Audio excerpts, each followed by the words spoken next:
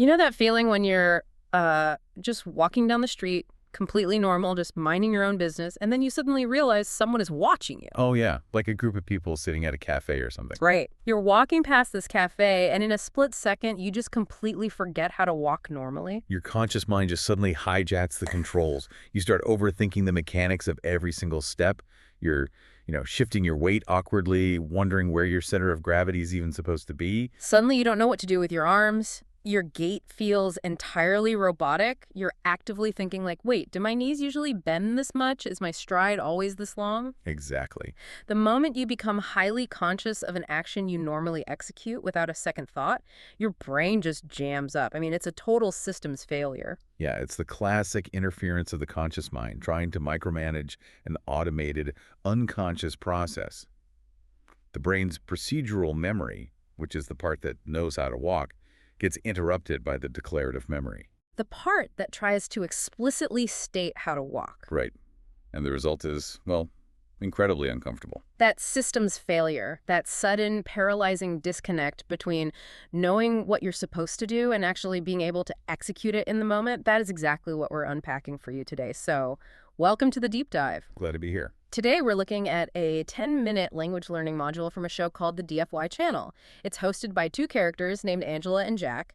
And on the surface, it's a very simple listening practice about weekend plans. But we aren't just here to learn English, right? No, definitely not. Our mission today is to reverse engineer this highly specific piece of educational media to uncover the actual mechanics of how the human brain automates a new skill. Because the core problem Angela and Jack introduce right at the start of their script is exactly that forgetting how to walk feeling, but for conversation. They perfectly diagnose what we could call the conversational brain freeze. Angela points out a frustration that, honestly, almost anyone who's tried to learn a new skill understands. Oh, totally. Many learners know the grammar. They've studied the rules, they've built the theoretical foundation, and they can pass a written test. But the moment they're placed in a real-life dynamic, they just don't know what to say. Yeah, Jack sets up this scenario perfectly. He says, your friend asks, what are you doing this weekend? And Angela chimes in with, and suddenly your brain stops. It's so relatable. It really is. It's exactly like forgetting your own phone number when a cashier asks you suddenly, or, freezing up when you're put on the spot in a meeting. You have the vocabulary locked away somewhere in there, you understand the grammar, but the practical execution just vanishes into thin air. If we look at the cognitive science behind that freeze, it really comes down to the difference between declarative knowledge and procedural knowledge. Okay, break that down for us. So declarative knowledge is knowing that something is true. Like knowing that adding ed makes a verb past tense in English, for instance. Procedural knowledge is knowing how to do it automatically, like riding a bicycle. Right, you don't think about the physics of pedaling, you just do it. Exactly. So when someone asks you a question in a foreign language and you try to consciously access your declarative knowledge to, build a sentence on the fly, you overwhelm your working memory. And working memory is basically the brain's temporary scratch pad, right? The part that holds information just long enough to use it. Precisely. And working memory is notoriously limited. It can typically only hold about 4 chunks of information at once. Wow, just 4. Yeah, just 4. So imagine you're the learner in Angela and Jack's scenario. Your friend asks about your weekend. To answer, you have to decode the incoming audio, translate it, decide on a response, select the correct vocabulary, apply the appropriate grammar rules to those words, and then physically plan the motor movements of your tongue and lips to produce the sounds. You overflow the buffer. You're asking a basic scratch pad to run a massive, complex software program, and the system crashes. The cognitive load is simply too high. That is the brain freeze. The conscious mind tries to juggle too many novel elements at once, and the entire production line just grinds to a halt. Which brings up the underlying mechanism of this DFY channel script. How does this 10-minute lesson attempt to thaw out a frozen brain? Because they certainly don't do it by throwing more grammar rules at the learner. No, that would be terrible. Right. If your brain is already frozen from overthinking, handing it more complex rules to process is like throwing water on a grease fire. Instead, they tackle the paralysis by drastically reducing the cognitive load. They break down the intimidating prospect of a fluid conversation into highly isolated, really manageable chunks. Yeah, the concept at play here is cognitive isolation. Look at the very first instruction Jack gives when introducing the story about weekend plans. He explicitly states, just listen, don't repeat yet. I actually found that fascinating. It seems so counterintuitive to tell a language learner not to speak. Hmm. Usually the instinct is to jump right in and try to mimic the sounds. But mimicking while listening requires concurrent processing. Your brain is doing double duty. By saying, don't repeat yet, Angela and Jack are deliberately separating the act of comprehension from the physical act of production. They're completely removing the pressure of performance. This gives the learner's limited working memory permission to allocate 100% of its resources simply to absorbing the rhythm, the tone, and the meaning of the words. They're essentially saying, put the tools down. Just look at the blueprint for a minute. That's a great way to put it. And once the blueprint is absorbed, the script introduces what they call slow shadowing practice. They break the story down sentence by sentence. Angela says, listen carefully. Jack says, now repeat after us. And Angela adds, speak out loud. And from there, the format becomes incredibly rigid. Yeah, you hear a sentence, there is a pause, a voice says, repeat, there's another pause. But wait, let me actually challenge that approach for a second. Go ahead. Reading isolated sentences into a silent void feels aggressively unnatural. I mean, if the goal is to build confidence for real-world scenarios like Angela promises in the hook, how does a robotic call and response exercise actually accomplish that? That's a fair point. Right, because in the real world, nobody pauses for 5 seconds and politely commands you to repeat after them. It feels like the total opposite of fluid conversation. It does feel unnatural, but that artificiality is entirely the point. In educational psychology, this is called scaffolding. Scaffolding, like on a building. Exactly. Yeah. Think about constructing a building. You don't start by hanging the drywall on the second floor while trying to hold up the roof with your other hand. You build a temporary, rigid framework, the scaffold, to support the structure while you work on one specific element at a time. So the robotic pauses are the scaffolding. You got it. The pauses provide a safe, controlled environment. In this slow shadowing phase, the cognitive burden of what to say is completely removed. The learner doesn't have to invent a sentence at all. Because they're just copying. Right. They don't have to search their declarative memory for grammar rules. Because the content is provided for them, they can focus all of their mental energy on how to say it. The pronunciation, the cadence, the physical coordination of their articulatory system. You remove the fear of being wrong. You physically cannot say the wrong thing if you are just echoing the exact sounds you just heard. It's a brilliant way to trick the brain into speaking without triggering that overthinking freeze. And notice that the scaffolding is temporary. Once that baseline physical familiarity is established, the DFY script removes the training wheels. They transition into presenting the exact same information, but this time at a natural conversational speed. They force the learner to synthesize what they just practiced slowly into a fast-paced, real-world rhythm. But to really understand why this progressive scaffolding works so well, we have to look at the actual material the learner is practicing, the content itself. Yes, which brings us to the story of Anna and Tom. We get this Friday afternoon conversation between these two characters. Tom asks Anna what she's doing. Anna says she's going to the park on Saturday. She wants to walk, relax, and drink coffee. Sounds lovely. Very relaxing. Then Tom replies that he's going shopping on Saturday morning and watching a movie in the evening.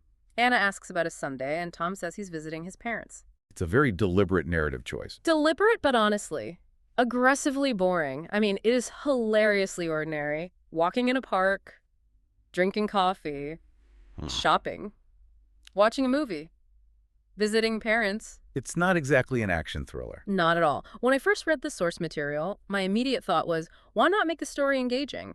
Why isn't Anna going skydiving? Why isn't Tom traveling to a new country, or at least, I don't know, going to a rock concert? Doesn't a mundane story make people tune out? You would think so. So does the very boringness of the narrative actually serve a cognitive purpose? The boringness is the secret weapon. The brilliance of the vocabulary chosen for this script lies entirely in its high-frequency utility. High-frequency utility, meaning words we use all the time. Exactly. If you spend your limited cognitive resources learning the vocabulary for skydiving or international espionage, you might use those words once a decade, if ever.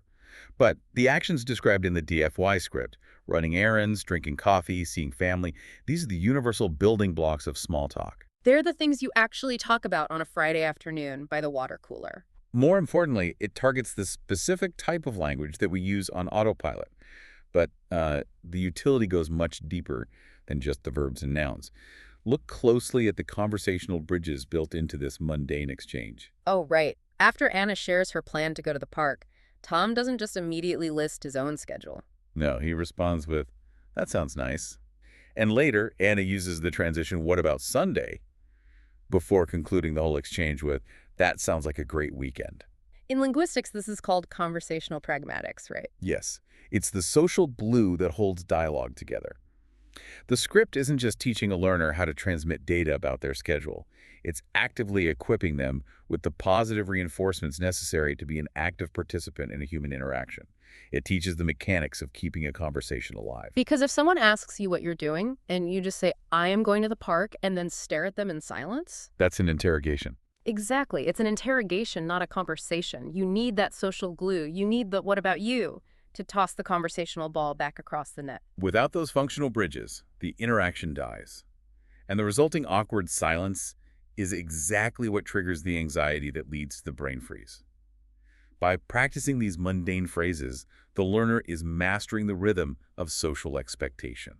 Okay, so the vocabulary is highly functional, high frequency, and packed with conversational pragmatics.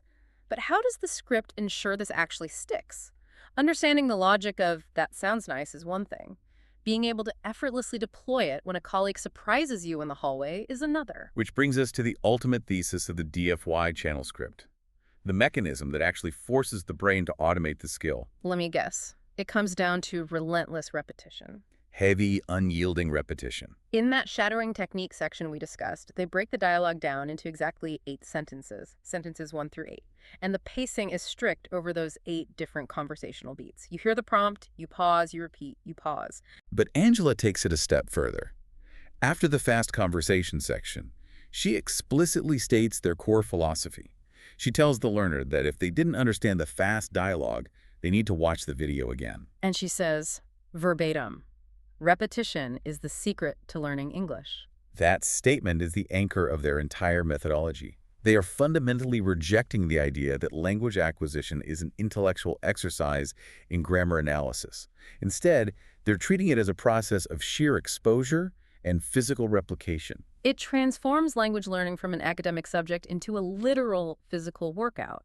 Because repeating a phrase out loud isn't just a memory trick, it's a physical action. It really is. If you go to the gym, you don't just sit on a bench and read a biomechanics textbook about how to lift weights. Knowing the theory of a bicep curl won't make you stronger. You have to physically grab the dumbbell and do the reps. I'd argue it's even more profound than just a gym analogy, because the repetition physically alters the neurology of your brain. When you learn a new physical skill, whether it's swinging a golf club, playing a chord on a guitar, or pronouncing a foreign phrase like, I am going to the park, your brain fires a specific sequence of neurons. Okay. The first time you do it, that neural pathway is like a bumpy, overgrown dirt road. It takes a lot of conscious effort and working memory to navigate it. You're stumbling over the rocks, checking your map constantly. Exactly. But every single time you repeat that exact sequence of actions, your brain wraps those specific neurons in a fatty substance called myelin. Oh, right, myelin. It acts like insulation on an electrical wire. Yes. The more you repeat the action, the thicker the myelin sheath becomes, and the faster and more efficiently the electrical signal travels down that pathway. You're paving the dirt road. You're paving it, and eventually, with enough repetition, you turn it into a frictionless, high-speed superhighway. The electrical signal travels so fast that it bypasses the conscious declarative part of your brain entirely. It becomes an automatic reflex. This concept is known as automaticity. So when you're doing those robotic reps in the slow shadowing practice, repeating, what about Sunday?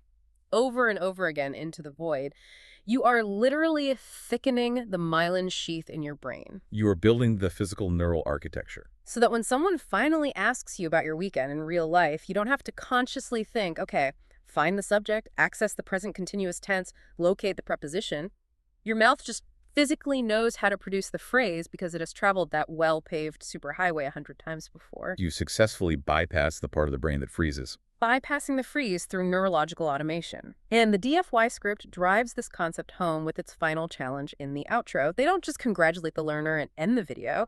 They assign a highly specific, highly demanding homework task. Jag says, here is your challenge. Angela instructs the learner to pause the video, ask the core question out loud to themselves. What are you doing this weekend? And then physically answer it out loud in English, substituting in their own actual weekend plans. The crucial element of the challenge is the frequency. Jack commands the learner, practice every day for 30 days, and Angela follows up with a guarantee. Your English will improve faster than you think. They're demanding a month-long commitment to the daily spoken repetition of one single mundane conversational loop. 30 consecutive days of asking yourself about your weekend plans out loud in an empty room. It sounds intense, almost absurd when you frame it like that. But based on everything we've unpacked about cognitive load, working memory, and myelination, the logic is structurally flawless. It is. They're forcing the learner to build that superhighway until the phrase becomes as reflexive as breathing. It's a masterclass in shifting knowledge from the explicit conscious mind to the implicit unconscious body. So, what does this all mean for you, listening to this deep dive right now? Think about the last time you had to perform under pressure. Maybe it was a high-stakes meeting, an interview, or trying to learn a new software program while your boss watched over your shoulder. Did you suddenly forget how to do the basic things you do perfectly when you're alone? We've all been there. Analyzing this 10-minute script from the DFY channel proves that overcoming that dreaded paralysis, whether it's a conversational brain freeze or forgetting how to walk normally down the street, isn't about memorizing more complex rules or trying to force your conscious mind to work harder. Because trying to consciously force an automatic process only creates more friction. The solution is entirely structural. It's about isolating the skill, breaking it down into scaffolding, utilizing high-frequency, practical components, and engaging in deliberate, spoken repetition until the action is fully myelinated. Even if you are not currently learning English or any new language at all, the formula that Angela and Jack lay out here is a blueprint for absorbing any practical skill. Listen without the pressure of performance. Practice slowly, with heavy scaffolding. Synthesize the pieces at a fast pace. Test your comprehension. And do the reps every single day for 30 days. You break the intimidating whole down into manageable parts until the brain freeze simply isn't an option anymore. Because the pathway has become entirely frictionless, the conscious mind gets to sit back and let the procedural memory take the wheel. Exactly. But dissecting this learning method does leave us with one really fascinating and honestly slightly unsettling thought to mull over. Well, what's that? Well, we've spent this entire time talking about how the ultimate secret to language acquisition is repeating simple, mundane scripts like Anna and Tom's over and over again until they become unconscious reflexes. If that is how we build fluency, how much of our everyday native language conversation is actually original thought? Oh, wow. That is a deeply provocative question. Think about it. When a coworker passes you in the hallway on a Friday afternoon and asks how your week was, and you instantly reply, "Oh, it was busy but good, relaxing this weekend. What about you?" Are you actually forming a brand new original sentence in that moment? Probably not. Right. Or are you just unconsciously hitting play on a familiar, heavily myelinated conversational script that you have practiced thousands of times since childhood? Maybe we're all just echoing Anna and Tom without even realizing it. We're just walking down the street, relying on our automated superhighways, hoping nobody looks at us too closely so we don't accidentally forget how to do it.